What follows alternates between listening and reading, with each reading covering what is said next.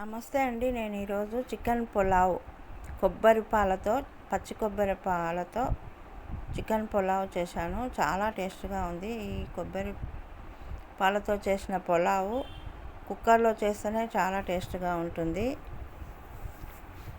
ప్రతి ఆదివారము సండే రోజు పిల్లలందరూ ఇంట్లో ఉంటారు కాబట్టి సండే రోజు ఎలా అయినా చికెన్ అయినా మటన్ అయినా తెచ్చుకుంటాము కాబట్టి ఇలా చేసుకున్నట్లయితే ఒకటే రకంగా చేసుకోకుండా ఇలా వెరైటీగా చేసుకున్నట్లయితే పిల్లలు కూడా చాలా ఇష్టంగా తింటారు. చాలా టేస్ట్గా ఉంది ఈ చికెన్ పులావ్. ఈ చికెన్ పులావ్కు ఇలా గ్రేవీ వచ్చేటట్లు కొంచెం చికెన్ సపరేట్గా చేసి పెట్టుకున్నట్లయితే చాలా టేస్ట్గా ఉంది. వేడివేడి అన్నంలో ఇలా కలుపుకొని తిన్నారంటే చాలా బాగుంది. పిల్లలు చాలా ఇష్టపడతారు. నేను ఎలా చేయాలో చూపిస్తాను. చికెన్కి ఒక పావు కిలో చికెను పక్కకు గ్రేవీకి కొంచెం తీసి పెట్టాను. ఈ చికెన్లో ఉప్పు, పసుపు, కారం, అల్లం వెల్లుల్లి పేస్టు అంతా కలుపుకున్న తర్వాత ఒక పావు కిలో పక్కకు పెట్టుకొని గ్రేవీకి వేరే స్టవ్ మీద చేశాను.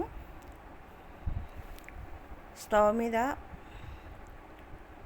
కుక్కర్ పెట్టి ఆ కుక్కర్లో ఒక 2-3 స్పూన్ల ఆయిల్ వేసుకొని మసాలా దినుసులు చెక్క, లవంగ, యాలకు,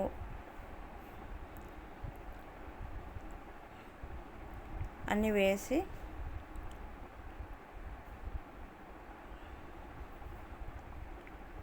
బిర్యానీ ఆకు, సాజీరా వేసి కొంచెం వేగిన తర్వాత ఒక 3 ఉల్లిపాయలని చిన్న చిన్న కట్ చేసుకొని పెట్టుకోవాలి. ఈ ఉల్లిపాయ ముక్కల్ని కూడా ఇది కొంచెం వేగిన తర్వాత ఉల్లిపాయ ముక్కల్ని వేసుకొని ఆ ఉల్లిపాయ ముక్కలు కొంచెం సేపు మగ్గనివ్వాలి.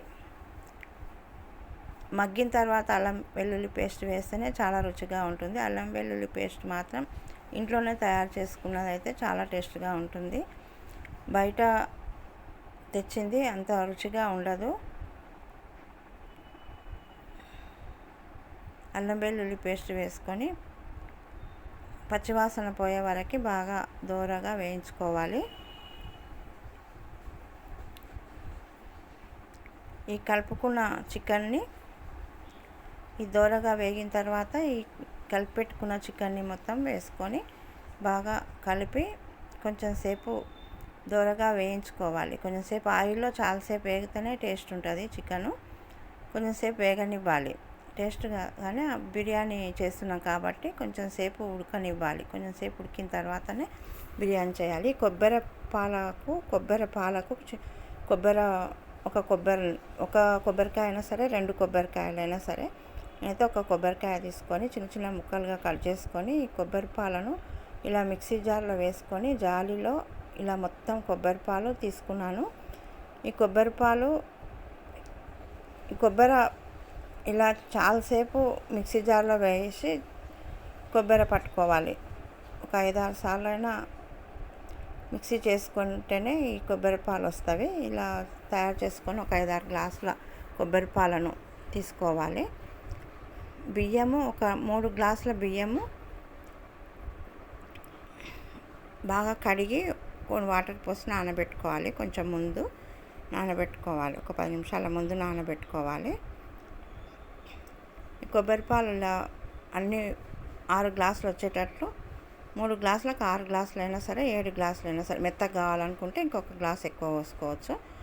ఈ కొబ్బరి పాలని మొత్తం కొంచెం ఉడికిన తర్వాత పోసుకోవాలి. పోసుకొని తగినంత ఉప్పు,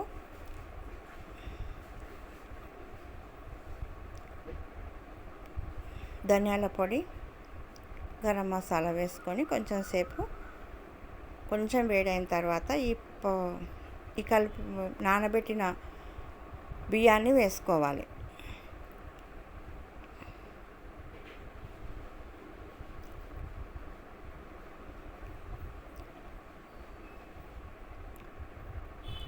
బియ్యాన్ని వేసుకొని ఈ కొబ్బరి పాలతో నేను ఎప్పుడు చేయలేదు. చాలా టేస్ట్గా వచ్చింది. మూత పెట్టి ఒక 3 విజిల్లు వచ్చే వరకు ఉంచుకోవాలి. ఈ పావు కిలో చికెను వేరే స్టవ్ పైన ఇలా గ్రేవీ వచ్చేటట్లు చేసుకోవాలి. ఇలా అయిన తర్వాత చికెన్ పులావ్ అయిన తర్వాత కొంచెం కొత్తిమీర, పుదీనా, కరివేపాకు వేసుకొని కలుపుకోవాలి. ముందుగా అయినా వేసుకోవచ్చు, తర్వాత అయినా వేసుకోవచ్చు. ఇలా మొత్తం ఇలా చాలా టేస్ట్గా ఉంది.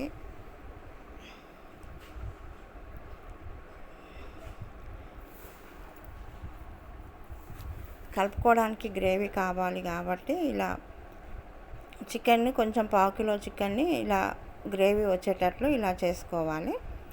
అలాగే రైతా కూడా చేసుకోవచ్చు. ఈ రైతా అయితే బాగుంటుంది. ఈ పెరుగులో ఒక గ్లాసు వాటర్ పోసుకొని అందులో కొంచెం ఉప్పు, పచ్చిమిరపకాయలు, కొత్తిమీర ఉంటే క్యారెట్ తురుము, టమాటా కూడా వేస్తారు. నేనైతే పచ్చిమిరపకాయలు, కొత్తిమీర వేశాను. చాలా ఈ చికెన్ పులావ్లో ఈ రైతా చాలా బాగుంటుంది. ఈ వీడియో మీకు నచ్చినట్లయితే లైక్ చేయండి, షేర్ చేయండి, సబ్స్క్రైబ్ చేయండి. ట్రై చేసి చూడండి అందరూ. చాలా టేస్ట్గా ఉంది.